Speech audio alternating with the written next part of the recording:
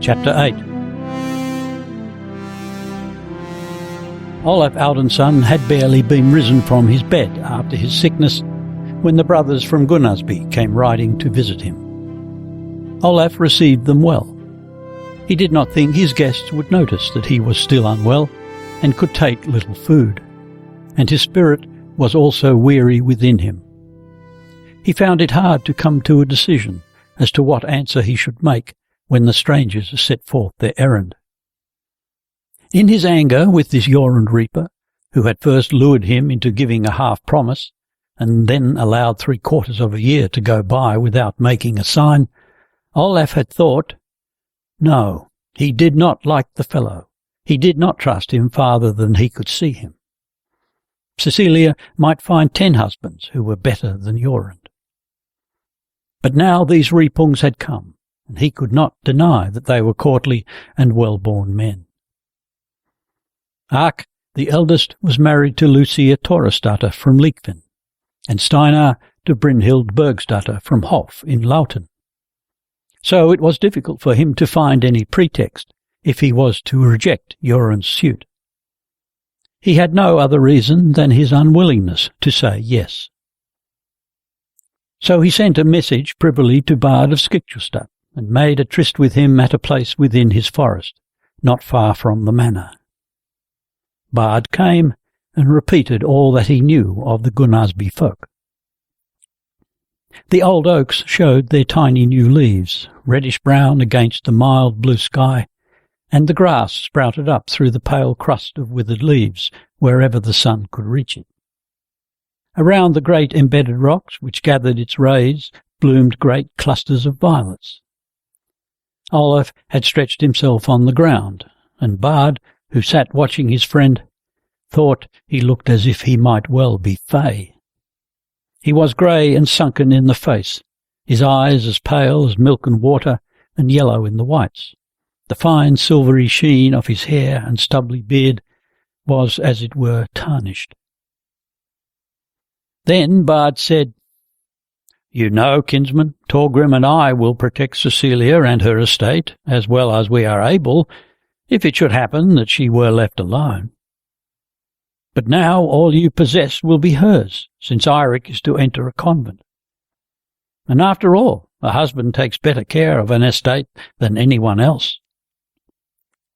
Olaf nodded. He knew it. However good may be the intentions of a child's guardians, an estate fares best in the hands of an owner. If Jorund got Cecilia to wife, they would move out to Hestviken as soon as he died, or grew too old to have sole charge. Already there dwelt 2 married sons at Gunnarsby. Without a doubt, it was the rumour that the son and heir was to become a monk which had induced the brothers to bring forward their suit at this time. But since the 2 young people had conceived a love for each other so long ago as last summer, as Eirik said, then Jorund would scarcely love her less now, when he was to get the manor with her. And all the Repungs had the name of being active and prudent husbandmen, said Bard. Olaf himself had thought the child might be left alone before they were aware of it. He had been very low this spring. True, Cecilia would be in good hands with Bard and Signy, and, young as she was, she had good sense enough. But nevertheless, her father was ridden by a kind of anxiety. Who was it she might take after? Her mother and himself, God mend him. "Then you advise me to it, I perceive," said Olaf in a low voice. "Not that, either," replied Bard. "But as matters stand now, with Eirik away, I will not dissuade you from it either, Olaf." So when Ark Kolbeinsson brought forward the brother's errand, Olaf listened to him graciously and showed himself well disposed. The final agreement was that the betrothal feast should be held at Hestviken on the eve of St. Columba, and the bride should be brought to Gunnarsby 4 days before St. Lawrence. Olav Audunsson had not been inside the church of the Minorite convent since the building was finished. It was a bright and fresh May morning, and spring had come early this year, so that the wild cherries stood in full bloom by the roadside as Olav went up the hill from the wharf to the convent. He was early abroad. The bells were only beginning to ring in the steeple as he stepped upon the green before the church. Their sonorous pealing right above his head sent a cold thrill down his back. Within the church the sunlight entered the windows aslant like broad beams, in which the dust motes danced.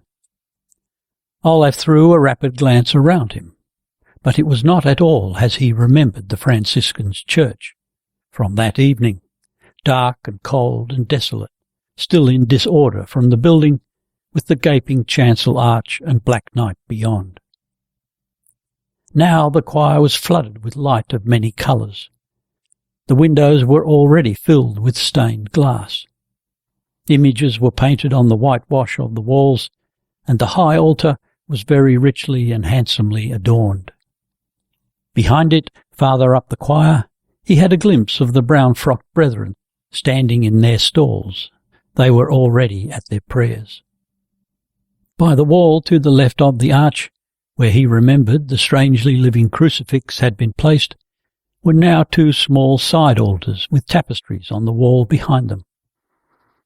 It was no doubt the same crucifix that now stood on the rood beam, but it had a different look by daylight. The church was still almost empty, so Olav seated himself on the bench near the door to wait for the time of Mass. Idly he looked about him. It was true, as folk said, the Barefoot Friars' church was now a fair one. Above him the bells were calling, and the guests flowed in, more and more of them. His own party came, Bard in his bravest array, Anki and Tor in the new clothes he had given them for the journey to town. They knelt a while. When they rose, Olav went forward with them toward the choir arch. Signy and Una were already kneeling at the head of the women's side, with Cecilia between them. The young girl was closely veiled. The church began to fill. It always drew many folk when a novice was to take the habit. A monk came in with the long candlestick and lighted the tapers on the altar, and most of those who stood at the upper end of the nave knelt down. Olav felt ill at ease standing up, the mark of all eyes, so he too knelt and covered his face with the corner of his cloak. The soft coolness of the silk felt unfamiliar, for of late years he had not often worn his festival attire. From habit he began to mumble the prayers, because he found himself on his knees. He always did so when custom and good manners demanded that he should seem to be praying. At the same time there was a sort of purpose in it. He passed for a pious Christian, and he wished to pass for one. He would keep his apostasy hidden as a secret of his heart. Openly he would not be numbered with those who scorned or defied God. It was not their victory or success he desired. Even as he was, he knew that he desired Christ's victory and honour. As a leader, outlawed in a foreign land, may secretly rejoice over the victories of his countrymen, secretly hope for the success of the banner under which he himself may never fight again.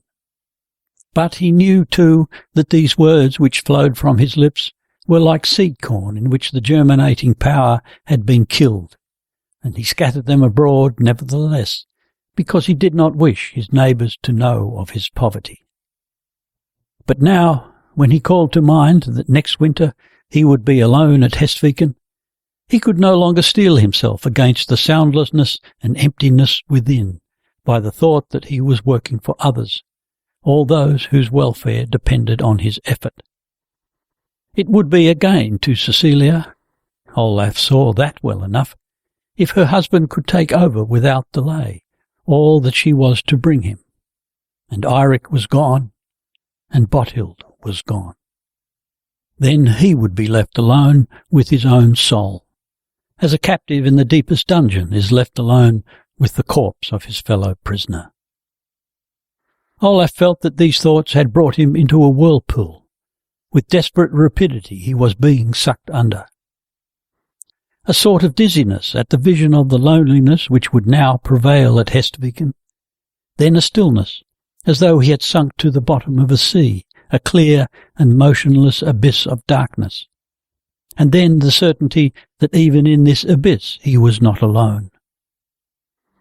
When everything on which he had been able to fix his thoughts was plucked out of his reach, he would again be alone with the living one himself, from whom he had sought to fly away and hide. God, my God, hast thou pursued me up into the sky and down into the depths of the sea? Once he had found himself face to face with God, under the vault of pale blue winter night, when he lost the other half of his life. Now, when he was losing all that he had tried to put in her place, he was forced to feel that God's eyes were looking down upon him as though out of a forest of weed in the dark depths of the sea. What if the seed corn he had thought dead were not dead after all? What if the murdered child stirred upon its bed of withered leaves and awakened? Olaf didn't know whether there was more of terror or of hope in it. But in the vision which again overwhelmed him, he saw that he had never been afraid to bear terror and pains when he believed he could save a life from being wasted or ruined. The only thing he had always been afraid of was to see a life brought to destruction, rot away. And with marvellous clearness he saw on a sudden that the same instinct which had forced him to take care of all who came in his way would now force him to be mindful of his own soul. That a man should love every Christian as himself he had always heard and seen to be right, and the more one could follow that precept, the better. But as when a painted window is lighted up by the sun, so that one can distinguish the images in it, so did he perceive in a flash the meaning of God's command, clear and straightforward, that a man must also love himself.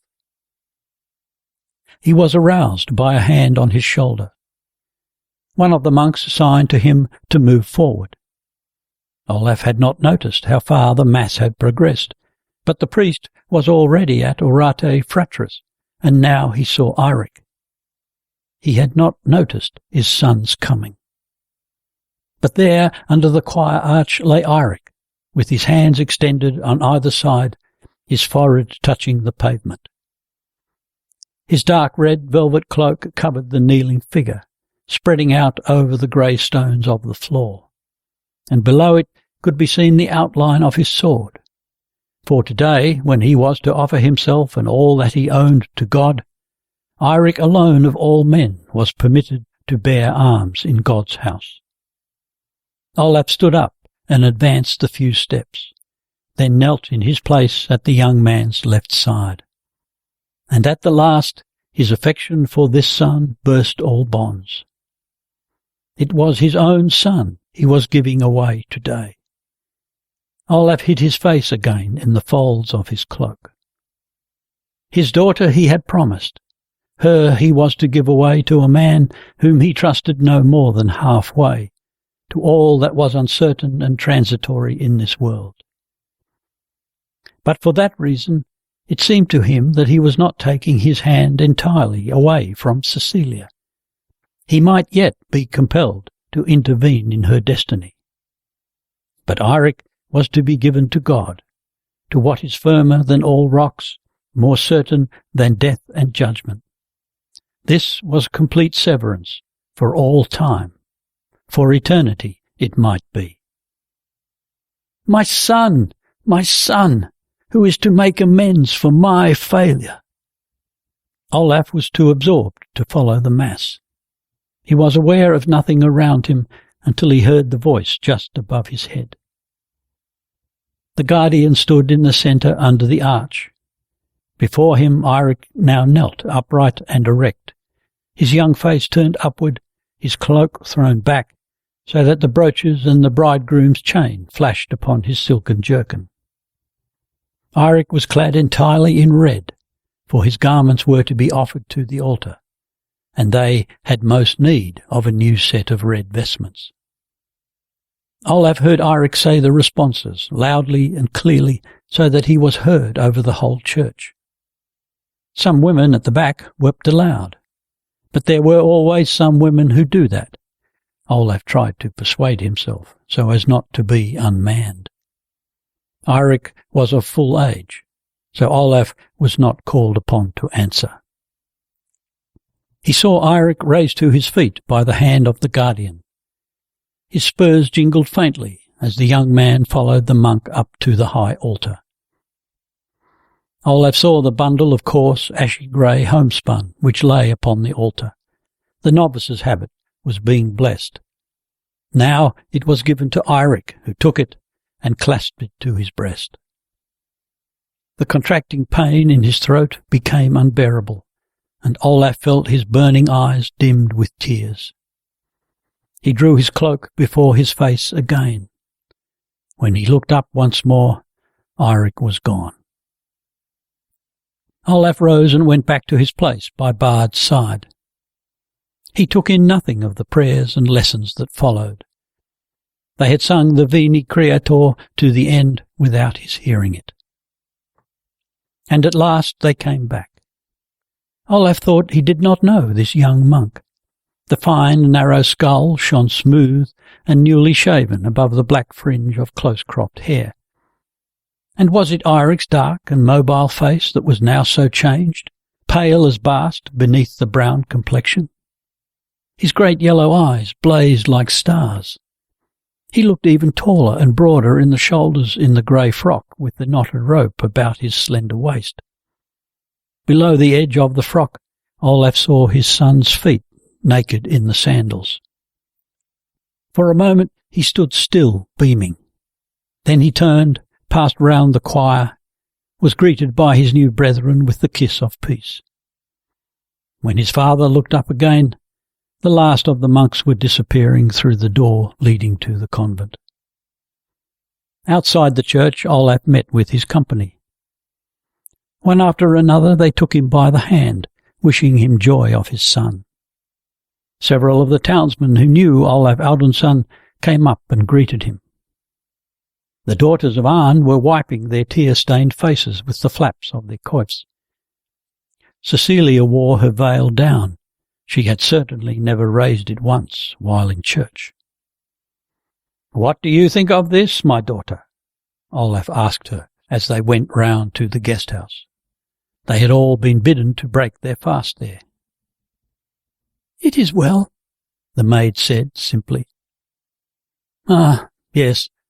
But then it was true. She had seen so little of her brother for many years," thought Olav.